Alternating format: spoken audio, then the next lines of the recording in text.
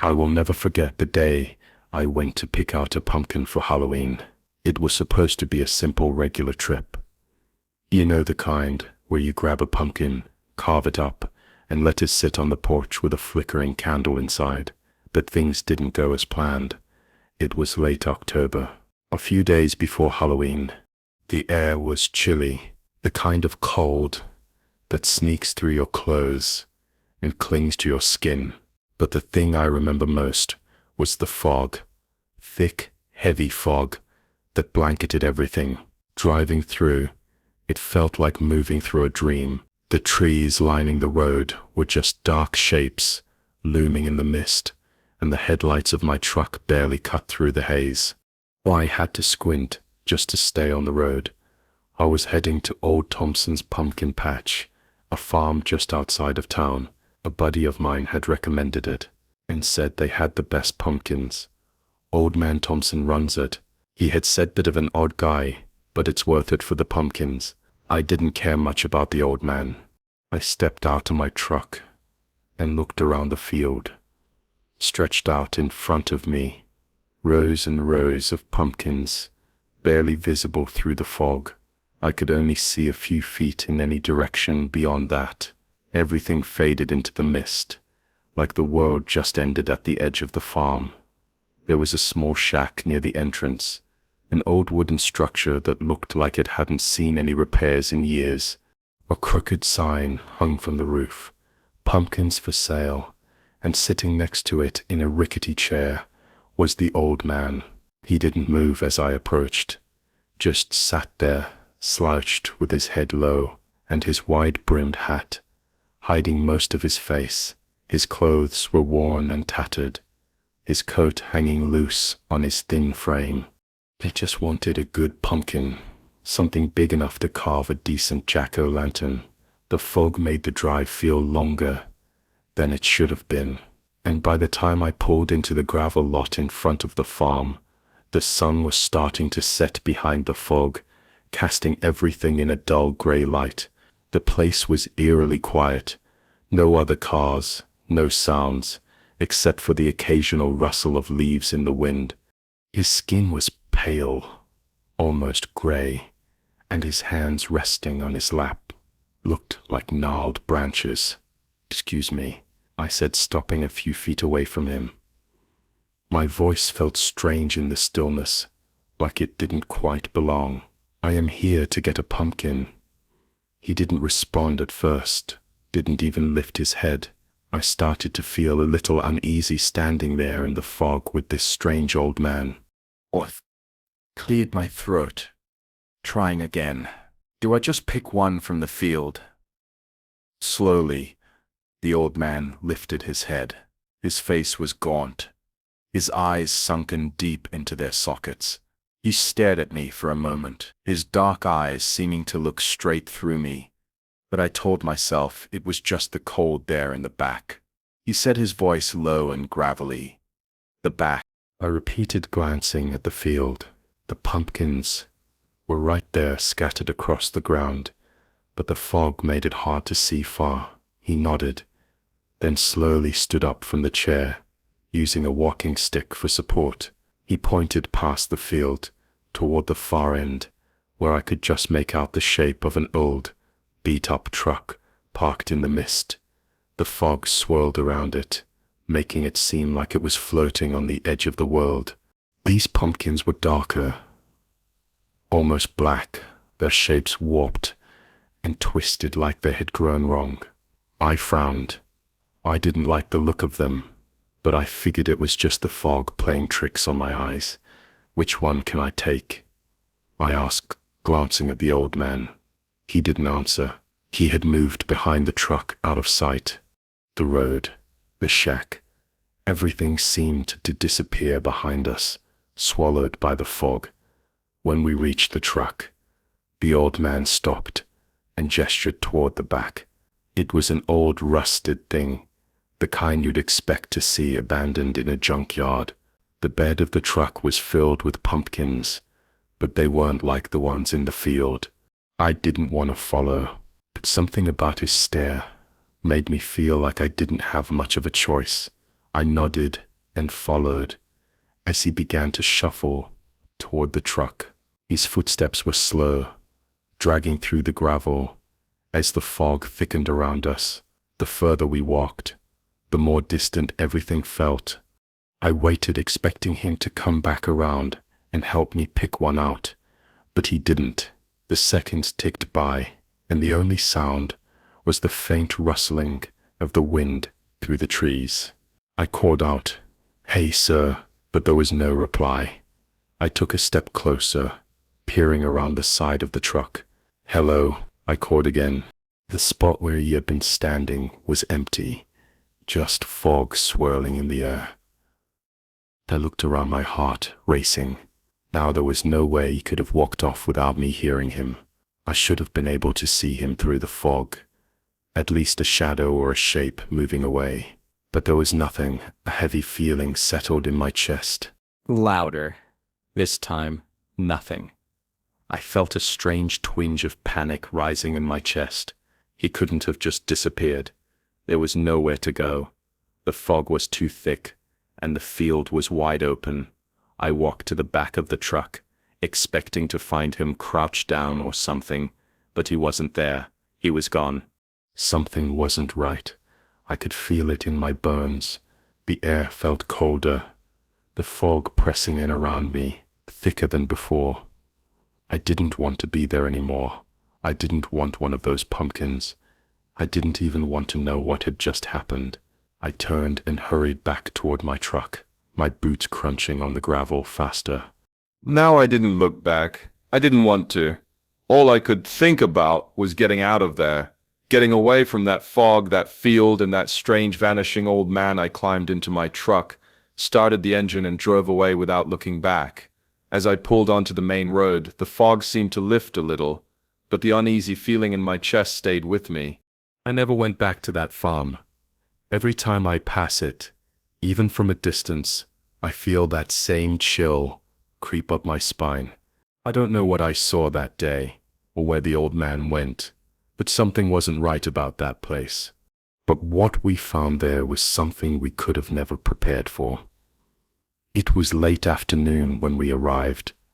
The drive had been long, winding through forests that were just beginning to show the vibrant reds, oranges, and yellows of autumn. The cabin was exactly what we had hoped for: small, cozy, and isolated.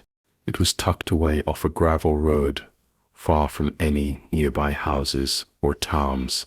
The air smelled of pine and damp leaves, the kind of scent that makes you feel like you're truly away from the chaos of everyday life.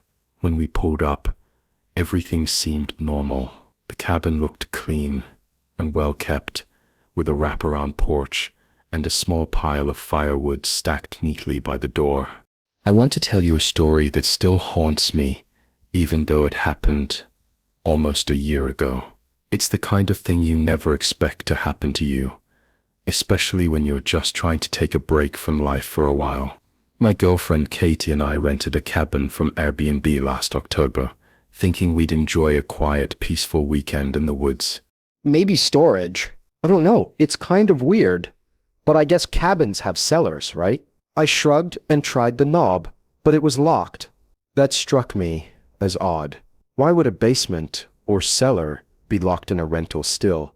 I didn't think too much of it at the time. Katie and I decided to forget about it and enjoy the evening instead. We unloaded our bags, feeling excited about the weekend ahead.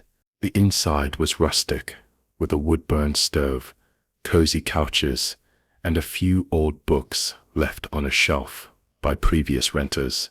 It seemed perfect, too. Perfect. Maybe. After settling in, we decided to explore the cabin. Katie wanted to start by lighting a fire, so I began poking around, looking for matches and maybe a hatchet to chop some kindling. That's when I noticed a small door tucked away behind the kitchen. It was low, almost hidden, and I wouldn't have even seen it if I hadn't been looking for tools. "Hey, what do you think's down here?" I called Katie. She came over and looked at the door, a curious expression on her face. We spent the rest of the day relaxing, We cooked a simple dinner and played cards by the fire, and by the time night fell, we were both feeling pretty good about our decision to come out here. The peacefulness of the woods, the crackling fire. It was the perfect escape, but things took a turn.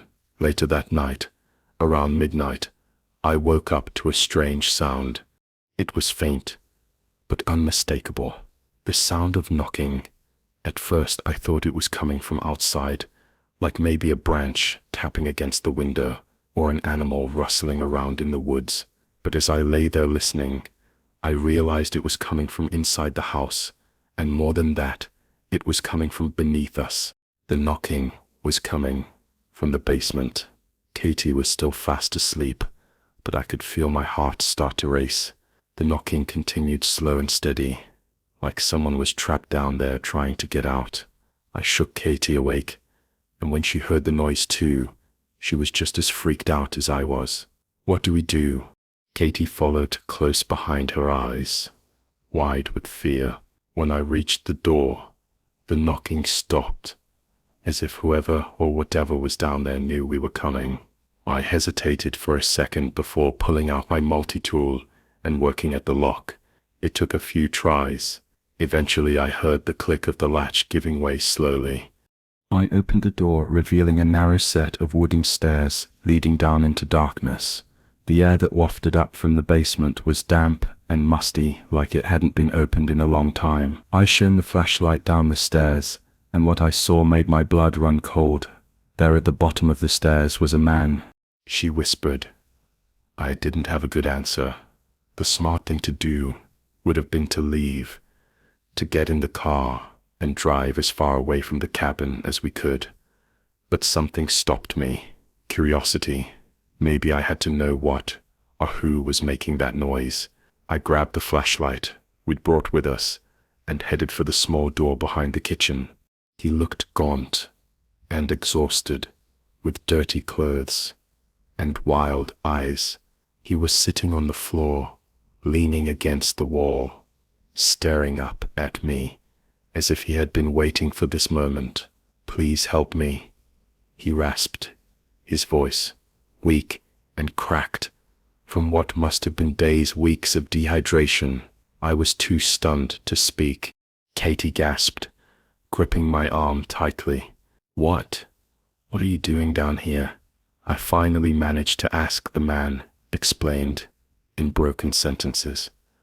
He had rented the cabin a month ago, but he had gotten into some kind of dispute with the owner. He couldn't pay the full amount, and instead of dealing with it in a normal way, the owner had locked him in the basement. He had been stuck down there ever since, surviving on what little food and water had been left for him. I didn't know whether to believe him or not. The whole situation was so surreal, like something out of a horror movie. But looking at the man, at his desperate hollow eyes, I knew he wasn't lying. No one could fake that kind of terror. We called the police immediately when they arrived. They took the man to safety and arrested the cabin owner. I didn't get to see him, but the police told us later that he was a normal-looking guy. Someone who didn't fit the profile of a monster, but looks can be deceiving. And that man had kept another human being locked away in his basement for weeks. We never got all the details. The police handled the investigation, and Katie and I left the cabin the next morning. We didn't want to stay another night, not after what we'd found. To this day, I still think about that man, how close we came to, just ignoring the knocking, how we might have left, and no one would have ever known he was down there. Before we get into the next story, if you come for the first time, please make sure to subscribe to our channel and press the bell icon for upcoming scary stories. We need your support. Please share these stories with your friends and family. Thanks. Not having it felt strange, like I was cut off from the world, but I wasn't thinking too much about it. At the time, I was changing out of my sweaty clothes when I noticed 3 guys from the team walking toward me. They were the usual ones who teased me during practice, always ready with some comment about my poor performance, though they never did. One afternoon, after a long 2-hour practice, we all headed to the locker room to change. School ended at 3:30, and we practiced until 6. It was a routine by now, a tiring one. I hadn't brought my phone that day, which made me nervous. I knew my mom was picking me up later, and I hoped she'd brought my phone with her. Back when I was in middle school, I joined the school basketball team. I wasn't any good at basketball, but I signed up to keep busy after school. I wanted something to fill my time. Even though I knew deep down that basketball wasn't for me, the other kids knew it too. They teased me all the time about how I could never make a basket, but I stuck with it, hoping things would get better. As they approached, I braced myself. Sure enough, they started mocking me, saying I was the worst player on the team, and that I couldn't make a basket to save my life. I tried to shrug it off, giving a fake laugh and saying whatever, but they weren't done. One of them said something under his breath, and before I knew it, they grabbed me. At first, I thought they were just messing around, but then it hit me. They were gonna put me in my locker. I had seen them do things like this before to other kids, but I never imagined they'd go this far with me. I asked them what they were doing, trying to keep my voice steady, but they didn't answer. They just told me to shut up and drag me toward the lockers. I fought back, trying to wriggle free, but they were stronger before I knew it. They shoved me into my locker, slamming the door shut. I thought that would be it, that they'd leave it unlocked, and I could push it open once they got bored, but I was wrong. My heart pounded in my chest as I realized I was completely alone. Minutes passed, then an hour. I kept yelling, hoping someone would hear me, but no one came. I tried not to think about the fact that I had no phone. If I had brought it, I could have called for help. Instead, I was stuck in this tiny space. I heard the clink of the lock being put in place. They had locked me in. I panicked. I pounded on the door, shouting for them to let me out, but they just laughed and walked away, their footsteps echoing as they left the locker room. Silence followed. I was trapped, locked in a small, dark space, with no way out. My only hope being that someone would eventually find me. The air in the locker felt heavy. I sat down, curling up in the cramped space, my knees pressed against my chest. Time seemed to slow down, and the silence around me became deafening. I was starting to lose hope when finally I heard something, the faint sound of a door creaking open. I told him what had happened, that some guys had locked me in here after practice. He seemed annoyed, but not surprised. The janitor said he didn't have the key to the lock, so he'd have to grab some tool to cut it off. He left for what felt like an eternity, though it was only a few minutes. The locker room felt colder now, as if the air had seeped out with him, but then he came back holding a small angle grinder. After some loud scraping sounds, the lock finally came off, and the door swung open. I perked up, banging on the locker door again, yelling for help. Footsteps approached, and then a voice called out, asking what I was doing in there. Relief washed over me. Someone had finally come. Through the tiny slits in the locker door, I saw a man in a janitor's uniform. He wasn't pleased. He muttered something under his breath, shaking his head at the situation. I stumbled out, my legs stiff from sitting cramped up for so long. I thanked the janitor, my voice shaky. He didn't say much, just told me to be careful next time, and walked off. Probably tired of dealing with students like me, I didn't waste any time getting out of there. I ran down the hall to the school lobby. The next day, I found out the 3 boys who had locked me had been suspended for 2 weeks. It felt strange, knowing they were being punished. I had expected more, maybe even expulsion, but at least they were gone for a while.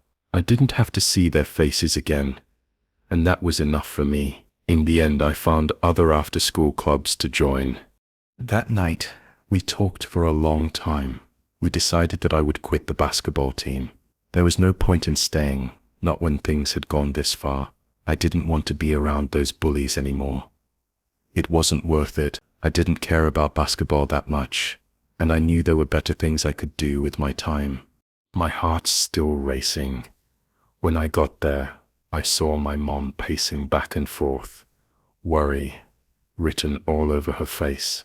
She rushed over when she saw me, asking where I had been. I told her everything about the boys in the locker. She was angry and relieved at the same time, hugging me tightly as I told her the story. My husband works nights at the local diner. He leaves before the sun sets, and I don't see him until the next morning when he's tired and quiet. It's a lonely routine, especially out here in the countryside, where the nearest neighbor is a long walk away. But we've been managing it peaceful most nights, just me, the trees and the wind outside. Last night was different. It was around 2 a.m., and I was already in bed trying to fall asleep. The sound of the old house creaking was normal, so I wasn't bothered by that. But then there was a knock. It came from downstairs, near the front door. It was soft at first, like someone tapping Guy. My first thought was that maybe my husband came back early. I made real friends, ones who didn't mock me or push me into lockers. I never played basketball again after that. It just wasn't worth it. Now whenever I see a basketball game on TV, I think back to that day, to the sound of the lock clicking into place, and I'm reminded that sometimes walking away is the best decision you can make. It was rare, but sometimes he would get off early if the diner was slow. The knock wasn't urgent, just enough to catch my attention. I threw the blanket off, feeling the cool air hit my skin as I got out of bed. The house felt colder than usual, but I didn't think much of it. I hurried down the stairs, my feet moving quicker with the thought of seeing him home early. I thought maybe he had gone around to the back door, but I didn't hear any footsteps. The stillness was unsettling. Finally, I closed the door, locking it. I turned off the light in the hall, making my way back to bed. Just as I was about to settle back under the covers, it happened again. Another knock, but this time it was louder. When I reached the door, I hesitated for a second. The knock had stopped, and everything was quiet. I opened the door just enough to peek out, but there was nothing. No one. Just the front yard bathed in pale moonlight, the trees in the distance, swaying gently in the breeze.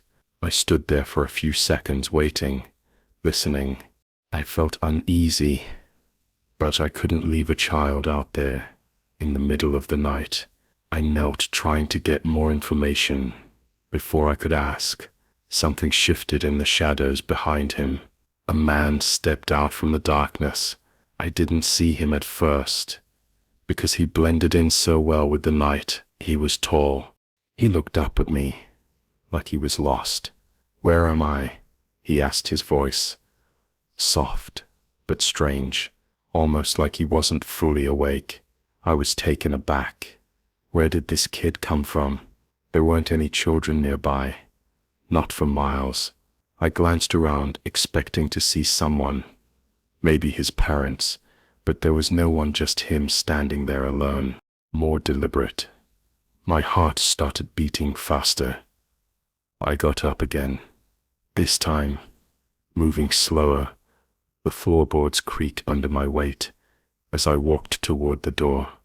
When I opened it, a child was standing on the porch. He couldn't have been more than 6 years old. He was small, with messy hair and wide, confused eyes, his face partially hidden, but I saw the glint of something in his hand, a knife. The realization hit me like a wave. He wasn't there to help the child. He was using him as bait. The man took a step forward, and I slammed the door shut, locking it As quickly as my hands would let me, I pressed my back against the door. I didn't know what he was capable of or how far he would go. My phone was upstairs, and every second I spent frozen in place felt like a lifetime. The sound of the knocking was relentless, moving around the house. First one window, then another. It felt like a game to him. I forced myself to move, sprinting up the stairs, my legs shaky, my heart pounding in my chest, trying to catch my breath. I heard the man outside pacing, his footsteps slow and deliberate.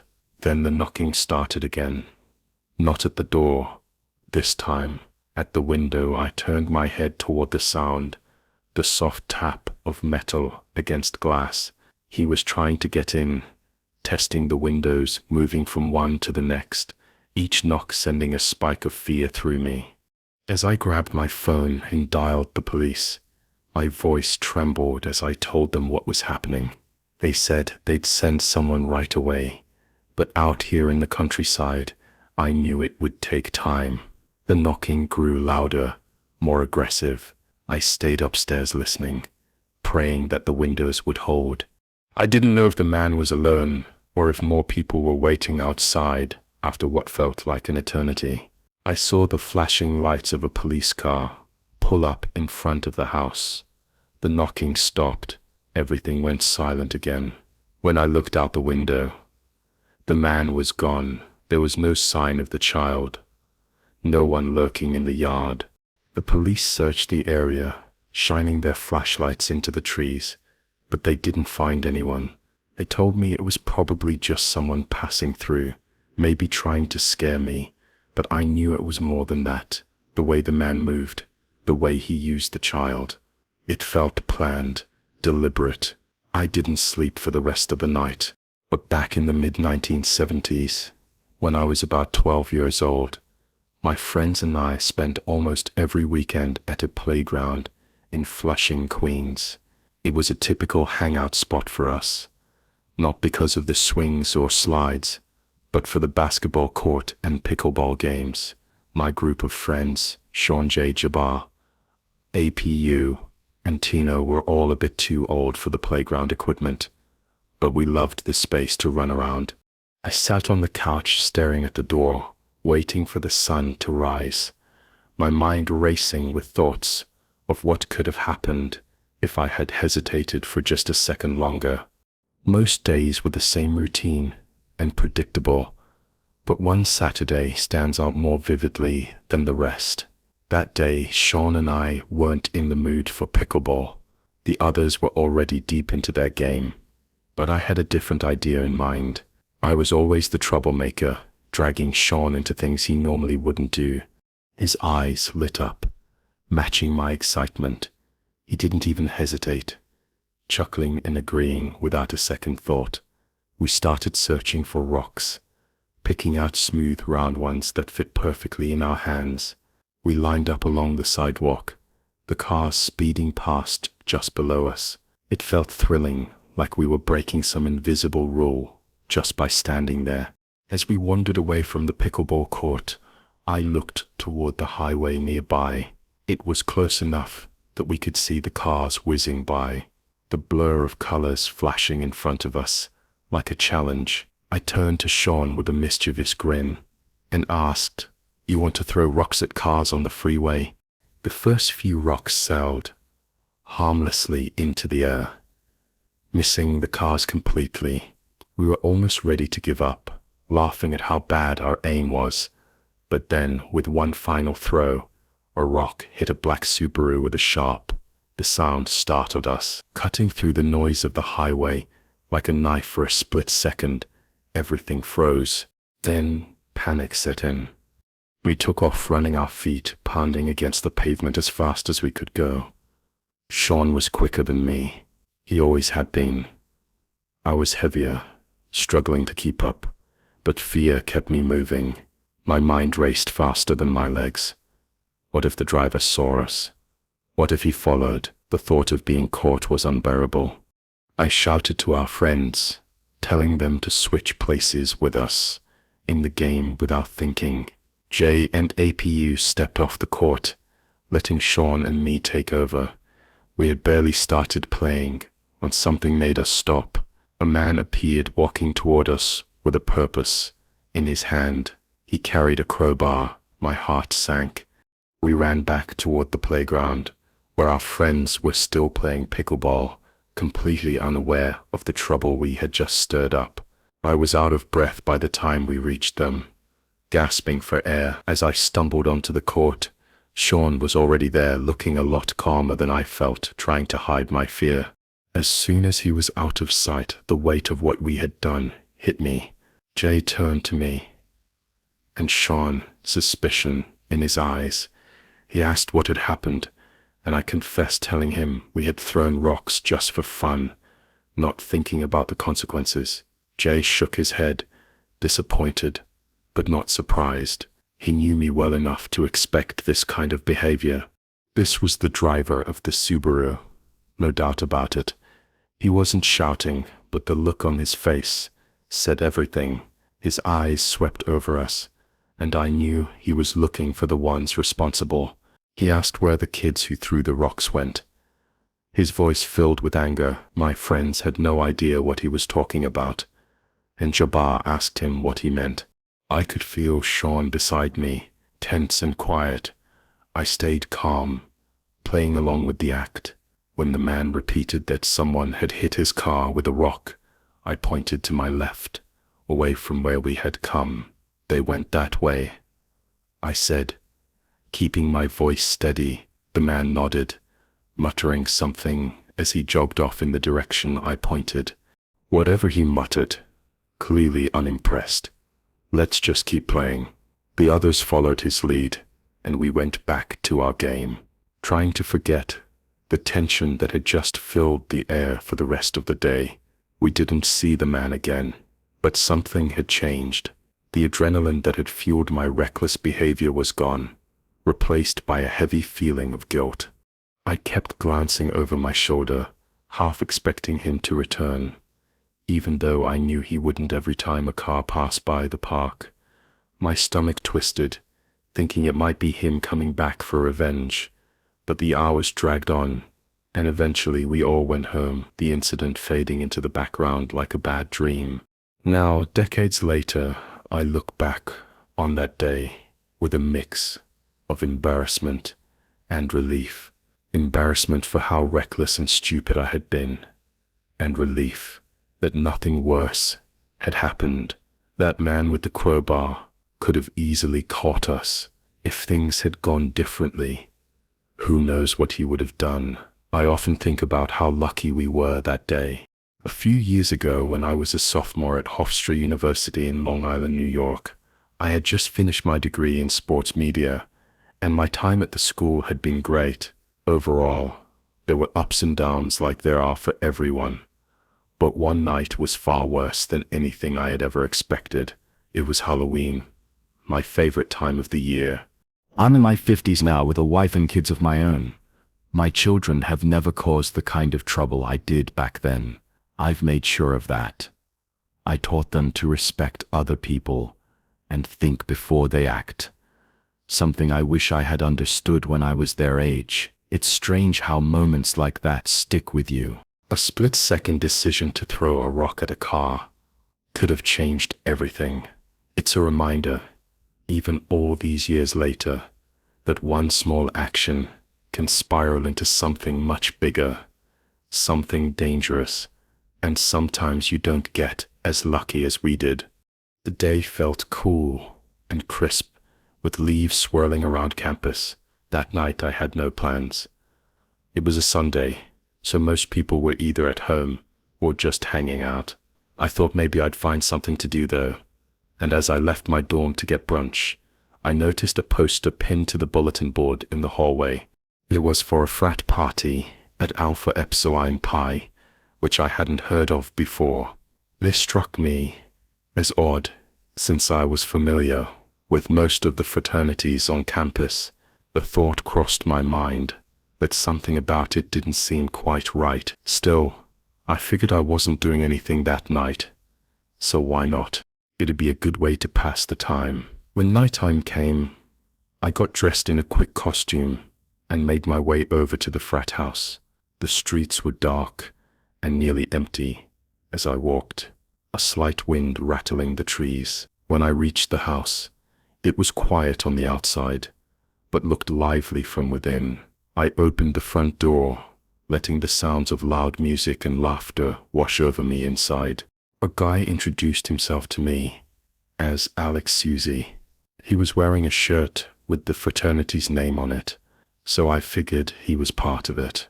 I'd heard rumors about him around campus, though people said he was a creep, someone who should be avoided. I nodded at him and kept moving, hoping he wouldn't follow. He started talking to me, but I ignored most of what he said, pretending to be interested in other things. Eventually, I found the drinks and poured myself one. I wasn't planning on staying too long, but after about 15 minutes, I felt strange. The room seemed to spin, and I felt way more drunk than I should have. I'd had drinks before, but nothing had hit me like this. It felt wrong. I knew I had to leave, so I stumbled out of the party. There was something off about him, though. He seemed to watch me closely, almost too closely. People had mentioned before, but Alex was a cousin of Thomas Swan, the U.S. representative for New York's 3rd Congressional District. I didn't care much for that detail, but I guess it explained why he seemed so full of himself. I shouldn't have trusted a frat I'd never heard of, but at that moment, all I could do was close my eyes and try to sleep. I don't know how long I had been asleep, but at some point I woke up to the sound of drawers being opened and closed. My room was dark, and my head felt heavy. At first, I thought I was dreaming or maybe just confused from being so drunk, but the noise was real. I could hear my belongings being moved around. Slowly, I turned my head, and as my eyes adjusted, I saw a figure standing by my bed. It was Alex. He was in my dorm room, standing right next to me, rummaging through my things. My mind struggled to process it. Why was he there? How did he get in? My door had been unlocked. Weaving through the house, and finally making it back to my dorm room. Once there, I managed to kick off my shoes and crawl under the covers, the spinning in my head growing worse. Something wasn't right, and I knew it. That drink, it had been spiked. As I lay in bed, everything felt surreal, and I couldn't shake the thought that I had made a mistake by going to that party. The room was spinning again, and my limbs felt like lead, but at least he was gone. I had no idea I'd been planning to do, and I didn't want to think about it. The next morning I woke up feeling terrible, not just from whatever had been in that drink, but from the fear that had gripped me the night before. Of course, I had been too out of it to remember to lock it. He must have followed me back from the party. I could barely form a clear thought, still feeling the effects of whatever had been in that drink, but I knew I had to act. I forced myself out of bed, unsteady on my feet, and tried to push him out, my hands shoved at him, but my strength was weak. He just stood there staring at me like he didn't care at all about being caught. Somehow I managed to force him toward the door. My body was sluggish, but I didn't stop pushing. I could feel my heart pounding in my chest as I finally got him out of the room. I shut the door, locked it this time, and collapsed back into bed. Now on Halloween, I just stay home and hand out candy to trick-or-treaters. It's safer that way. At least in my own space. I don't have to worry about someone following me back to my room. I emailed my professors, telling them I wasn't well enough to come to class. There was no way I could function properly after what had happened. I realized how stupid I had been to go to a party for a fraternity I had never heard of. The whole situation had felt strange from the start, and I should have trusted my gut. Even worse, I hadn't reported Alex or the frat to anyone. Part of me knew it wouldn't have made a difference. Fraternities had their power, especially with Alex being connected to someone in politics. Nothing would have changed that night. Haunted me for a long time. After that, I never went to another college party. It was the mid-2000s, back when I was a junior in high school. I remember that year vividly, because my school's hockey team won the state championship. I was part of the team, and we were thrilled with our victory. Our captain Dexter was on top of the world that night. Dexter was one of the wealthiest kids in our school, and his family had a massive house. So to celebrate, he threw a huge party right after the game. Pretty much the entire school showed up. It was the kind of party you'd imagine in a movie. Loud music, tons of people, and a never-ending supply of drinks. I don't even remember how many beers I drank that night. I know that as the night went on, I was getting more and more wasted. The party was a blur of laughter, music, and people shouting over each other. It started around 9 p.m., and by the time it ended, it was already 2 a.m. Time slipped away so quickly. When the party finally died down, I decided to head home with 3 of my closest friends on the hockey team, Thomas, William, and Jack. We piled into William's car, with him behind the wheel. Jack took the passenger seat, while Thomas and I sat in the back. I was sitting right behind Jack, and Thomas was behind William. None of us should have been driving that night, but we didn't think much of it. It felt like we were flying, but it wasn't some fun, weightless sensation. My heart dropped, and I realized what was happening. We were driving off a cliff. The panic hit me like a wave. All of us were screaming, but the sound was swallowed up by the car's tumble. The impact came hard and fast. The car smashed into the ground and everything went dark for a split second. We were young, drunk, and reckless. The car felt unsteady, almost from the start.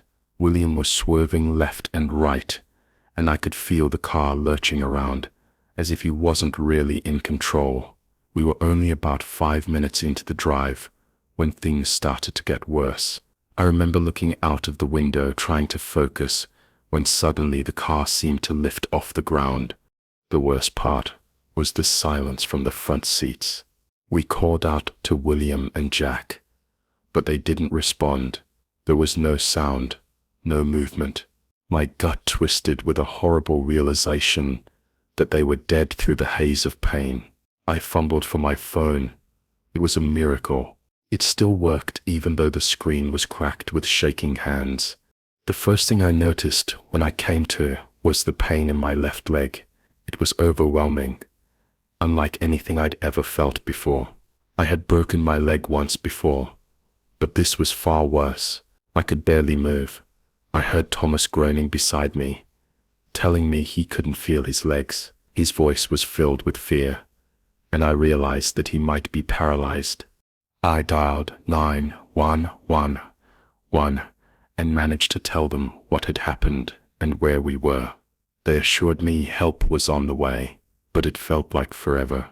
When the paramedics finally arrived, they pulled us out of the wreckage. I don't remember much of the ride to the hospital. The pain in my leg was unbearable, and I drifted in and out of consciousness at some point. I must have passed out completely. I woke up the next morning in a hospital bed. My whole family was there, crowded around me, their faces red from crying. They looked so relieved that I had survived. But something felt wrong. A nurse came in and I could tell just by the look on her face that she wasn't bringing good news. She explained in a quiet, sad voice that they had to amputate my left leg. The damage was too severe, and it couldn't be saved. Eventually, I would get a prosthetic, but at that moment, I couldn't think about anything except the fact that my leg was gone. As if that wasn't enough. The nurse also told me that Thomas would never walk again. The paralysis was permanent. And then she said the words I had been dreading. William and Jack hadn't survived the crash. The news hit me like a punch to the chest. 2 of my best friends were gone, just like that. I felt like I couldn't breathe. On top of everything, my hockey career was over. No more skating, no more chasing dreams of going pro. It all ended in one night. All I can do now is keep moving forward, one step at a time, even if it's with a bionic leg. Now, we spend our time trying to convince others to stop before it's too late. It's not an easy road, but at least we're still here, still fighting. I still think about that night sometimes, about how different things could have been if we had made smarter choices, but the past is something I can't change. In the months that followed, Thomas and I leaned on each other to get through the pain. We both knew we were lucky to be alive, even though the losses weighed heavily on us. We also realized we needed to make a change. The drinking had cost us too much already, so we quit cold turkey. Eventually, we started attending Alcoholics Anonymous meetings, and before long, we were helping run them. I was about to start high school, and this camp felt like my second home.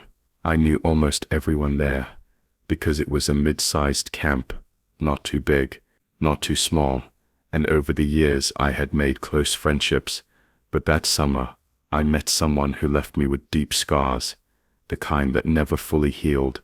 I know it's October, but I'm going to tell you about something that happened in this summer of 2018. It's been on my mind ever since, and honestly, I still miss the carefree feeling of summer, despite everything. This happened at a sleepaway camp in the Berkshire Mountains of Massachusetts. I had been going to this camp every summer since I was 9 years old, and by the time 2018 rolled around, it was my second to last year. His name was Ben. He was new to the camp, and I could tell right away because I'd never seen him before. We met on the first day, and I remember thinking he was incredibly attractive. He had this charm about him, and it seemed like he was into me too. We spent most of the day together, talking about our lives. At first, Ben seemed harmless. He came across as sweet, funny, and easy to trust. And at that age, I was still pretty naive, quick to believe in the goodness of others, without hesitation. Within a couple of days, we became a couple. It felt so exciting, my first real relationship. We laughed together, and for those first few days, I felt happier than I ever had before. My friends teased me, saying I was abandoning them for a guy. They were joking, but part of me felt a little guilty for spending all my time with Ben for the next 4 days. It was just Ben and me. We were inseparable, but on the 5th night, everything changed. It was around 9:30 p.m., after our usual evening activities. I went back to my cabin, took a shower, brushed my teeth, and slipped into my pajamas. By 10:30, the lights were out, and everyone else in the cabin had already fallen asleep. I've always had trouble sleeping though, so I just lay in bed waiting for sleep to come. About 30 minutes passed, and I started to drift off the quiet of the night. Settling over the camp, that's when I heard the door to the cabin creak open. I wasn't alarmed at first. I figured it was just one of the counselors checking on us, or maybe one of the other campers coming back from the bathroom. But then I felt something strange, a slow tug on my blanket. The sensation was so light at first that I thought I was imagining it, but then it happened again, more deliberately.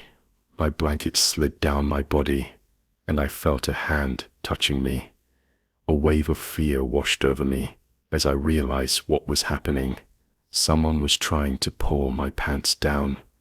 My body froze, and for a moment I couldn't move or scream. My heart was pounding so loudly that I thought it might wake the others.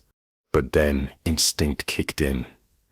I grabbed the flashlight I always kept by my bed and switched it on. The light cut through the darkness, and there, standing right in front of me, was Ben.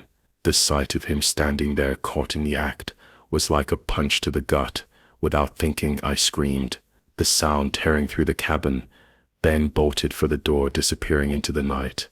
The counselor wrapped me in a hug, whispering, that everything was going to be okay, but I could barely hear her. Over the adrenaline pumping in my ears, she said she was going to report it to the camp director right away, and left to do just that.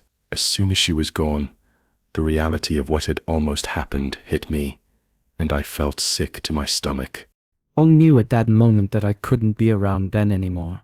I didn't care what the camp decided. I would stay as far away from him as possible. The next morning after breakfast, the camp director called me and my counselor to his office. I remember feeling anxious the whole way there, wondering what was going to happen when we got to the office.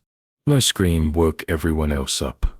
The lights came on, and my cabin mates stared at me confused and groggy, not understanding what had just happened. One of the counselors rushed over to me, asking what was wrong. I was shaking so badly, I could barely get the words out, but I told her everything, that Ben had snuck into our cabin and tried to undress me while I was half asleep. The director was sitting behind his desk, looking serious. He told me that Ben had been placed on the do not return list, meaning he was permanently banned from the camp. He had been kicked out that very morning. I couldn't hold back the tears. It wasn't just relief. It was an overwhelming sense of gratitude that I was safe and that someone had believed me. I thanked the director, and after that, the rest of my time at camp passed without any more issues. But the memory of that night stayed with me. Now as an adult, I still haven't fully healed from that experience. It left me with trust issues I carry to this day. I even began to identify as asexual afterward, as the thought of being with someone in that way filled me with dread. I haven't heard anything about Ben since then, and honestly, I don't care.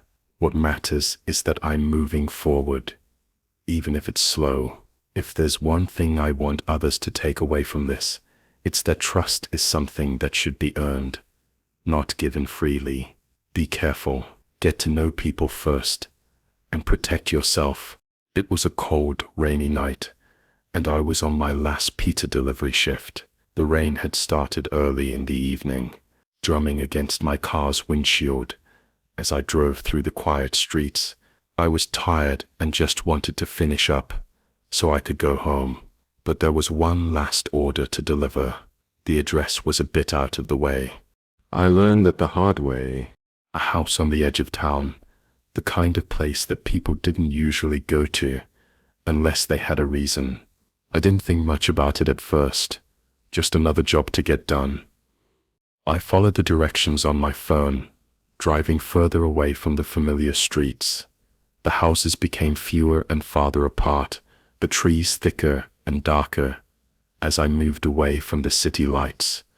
The rain picked up, making it hard to see. I turned on my high beams to cut through the sheets of water, and that's when I saw the house. It was old, really old, the kind of house that looked like it hadn't been lived in for years. The paint was peeling off the walls, the windows were dark, and the front yard was overgrown with weeds. But the house matched the address on my delivery app. This had to be the place. I pulled up slowly, parking the car right outside the gate. I grabbed the pizza from the passenger seat, hoping to get this over with quickly. I stepped out into the rain, pulling my hood up as I hurried toward the front door. The wind howled through the trees, and the rain was cold and heavy on my skin. I could feel the mud squish beneath my shoes as I walked up the cracked stone path.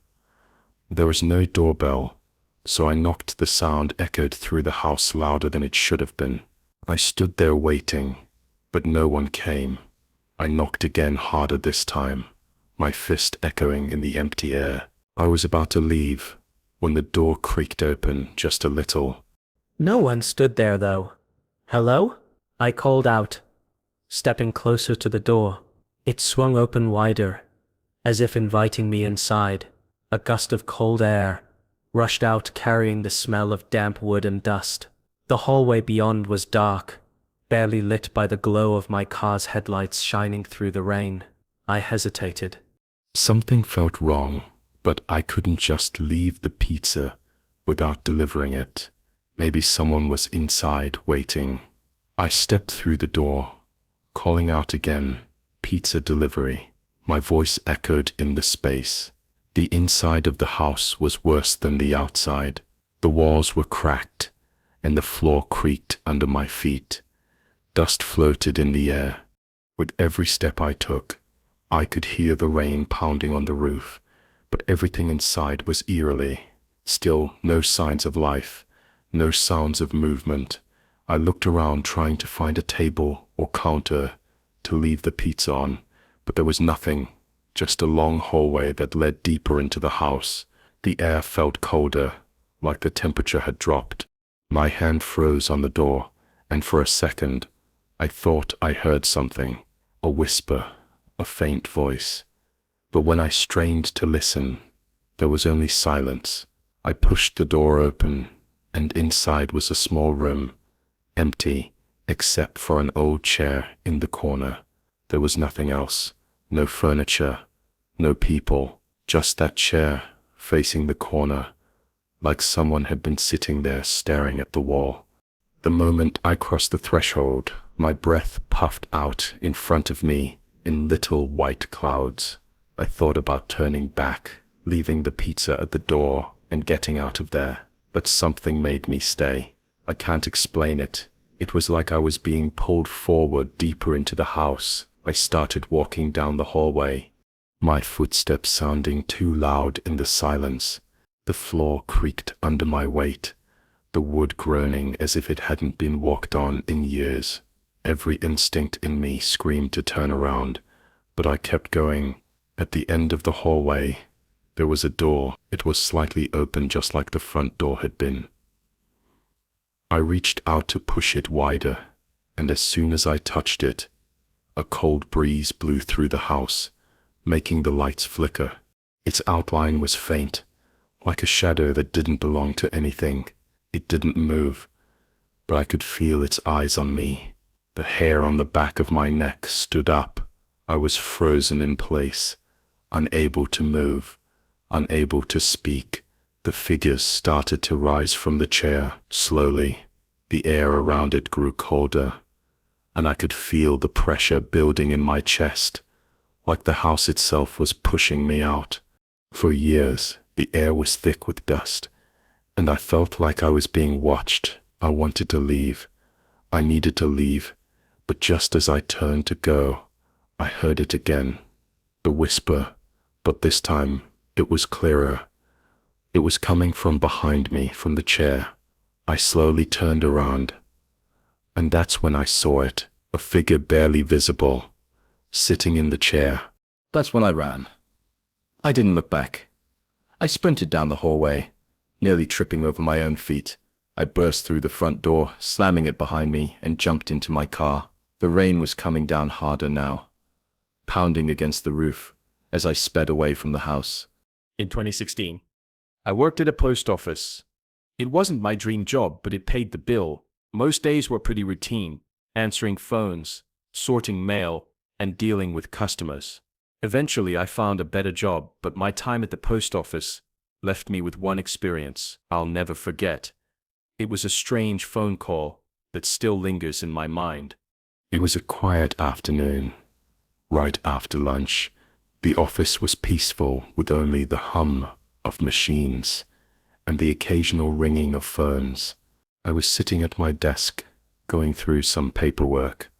When the phone rang, I picked it up as usual and greeted the caller with the company name and my own. On the other end, a man's voice greeted me. "Hi there. Would you sign my petition?" His voice was casual, almost friendly, but it was an odd request. Who calls a post office asking about a petition?